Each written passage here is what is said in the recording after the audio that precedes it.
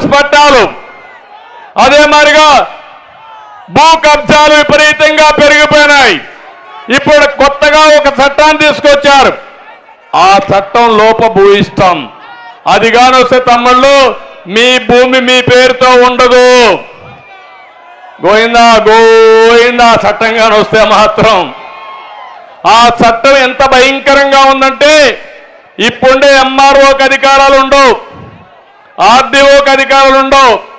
జగన్మోహన్ రెడ్డి ఒక ఆయన ఎవరినో నియమిస్తాడంట, ఆయన మీరు అకౌంట్లు మార్చేస్తాడంట. మార్చేస్తే అక్కడి నుంచి మీరేమవుతారో మీకే తెలియదు. ఎక్కడా పోవడానికి వీలు లేదు. హైకోర్టుకు మాత్రం పోవాలి, సివిల్ డిస్ప్యూట్ కూడా లేదు. అందుకే చెప్తున్నా, ఆ చట్టాన్ని అబాలిష్ చేస్తాం. సమర్థవంతంగా మీ భూములు కాపాడే బాధ్యత ఇక్కడ జరిగిన ల్యాండ్ గ్రాబింగ్ మీద, భూ ఆక్రమణల పైన ఒక సిట్ వేసి ఎవడు తప్పు చేసినా వాళ్ళందరినీ శిక్షించి ఆ భూములు మీకు అప్పచెప్పే బాధ్యత తెలుగుదేశం పార్టీ తీసుకుంటాం. ఇంకో పక్కన కందుకూరులో హార్టికల్చర్ కాలేజీ పెట్టాం, 200 ఎకరాల భూమి ఇచ్చాం. ఆ రోజు ఏషియా పేపర్ మిల్స్ కూడా ఇక్కడ పెట్టడానికి వచ్చారు, అవన్నీ పోయినాయి. ఇవన్నీ కూడా పూర్తి చేస్తాం. ఒంగోలు టౌన్లో అమృత్ కింద 2 సమ్మర్ స్టోరేజ్ పెట్టాం, 80% పూర్తయింది. మిగిలిన పనులు పూర్తి కాలేదు, అవి కూడా పూర్తి చేస్తామని చెప్పి కూడా నేను మీకు తెలియజేస్తున్నా. నేను ఒకే ఒక విషయం మిమ్మల్ని అందరినీ కోరుతున్నా. ఈరోజు 5 ఏళ్లు నరకాన్ని అనుభవించాం. ఒక చిన్న పొరపాటుకి మన జీవితంలో ఎప్పుడూ అనుభవించిన నరకాన్ని అందరూ అనుభవించాం. నూతన సంవత్సరంలో నేను ఒకటే పిలిపిస్తున్నా, ఒక సంకల్పం చేద్దాం. ఈ నూతన సంవత్సరం అందరికీ వెలుగివ్వాలని మనస్ఫూర్తిగా ఆకాంక్షిస్తున్నా. ఆ వెలుగు తేవడానికి మనం అందరం ముందుకు పోవాలి.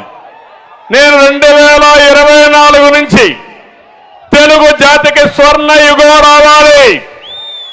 ఆ స్వర్ణ యుగానికి శ్రీకారం చుట్టే సంవత్సరం 2024.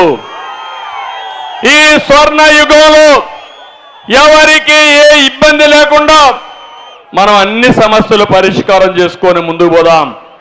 అయితే స్వర్ణ యుగం రావాలంటే రాతి యుగం పోవాలి, సైకో పాలన పోవాలి, సైకిల్ పాలన రావాలి. అవునా కాదా అని మిమ్మల్ని అడుగుతున్నా. ఎవరు అధైర్యపడవలసిన అవసరం లేదు. 25 ఏళ్లకు మునుపు నేను ఆలోచించిన విధానం వల్ల అనేక విధాలుగా మన వాళ్ళు బాగుపడ్డారు. తెలుగుదేశం పార్టీ మీకు అండగా ఉంటాం.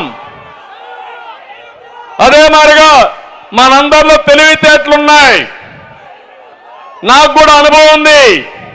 ఇవన్నీ ఉపయోగించి మీరు 1 అడుగు ముందుకేయండి, నేను 100 అడుగులు మిమ్మల్ని నడిపించే బాధ్యత తీసుకుంటాను. నేను 1 అడుగు ఏమంటే లేదు మేము ఇక్కడే కూర్చుంటామంటే కుదరదు. అందరిని లాక్కపోవాలంటే లాక్కపోలేము. అవునా కాదా? చేస్తారా అని మిమ్మల్ని అడుగుతున్నా, సహకరిస్తారా అని మిమ్మల్ని అడుగుతున్నా, వాస్తవ పరిస్థితులు ఆలోచిస్తారా అని మిమ్మల్ని అడుగుతున్నా. మభ్య పెడతారు. ఎంత మభ్య పెడతారంటే వివేకానంద రెడ్డి హత్య మీరు చూశారు. అందరూ కూడా చంపేసి ఆ రోజు ఏం మాట్లాడారు? గుండెపోటుతో చనిపోయారన్నారు. ఆ తర్వాత నెత్తురుతో వస్తే నెత్తురు కక్కి చనిపోయారన్నారు. ఆ తర్వాత మొత్తం నెత్తి మీద మెదడు కూడా బయట వచ్చేసి అప్పుడు అన్నారు నారాసుర రక్త చరిత్ర అన్నారు. సిబిఐ వద్దన్నారు, కోర్టుకు వెళ్ళారు. కడాన గవర్నమెంట్ వస్తానే సింపతితో ఏం చెప్పాడు ఆ రోజు? మా నాన్న లేడు, మా బాబాయి కూడా చంపేశారు, దిక్కులేని బిడ్డ అయిపోయా, చంపింది ఆయనే,